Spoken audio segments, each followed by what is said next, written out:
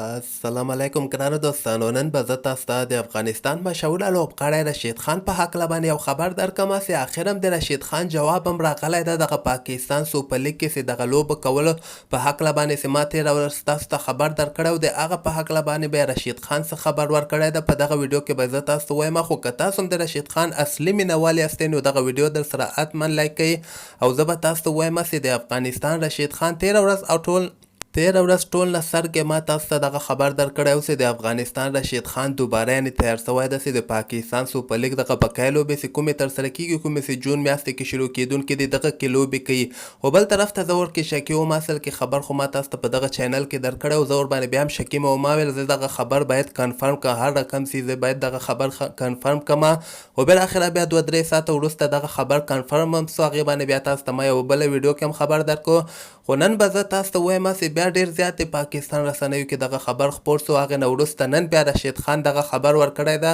چې زه تیار یم چې د پاکستان سوپر لیګ دغه بقایي لوبې چې کومې پاتې دي کومه به دوبۍ کې ترسره کیږي دغه کې ولوبېږم.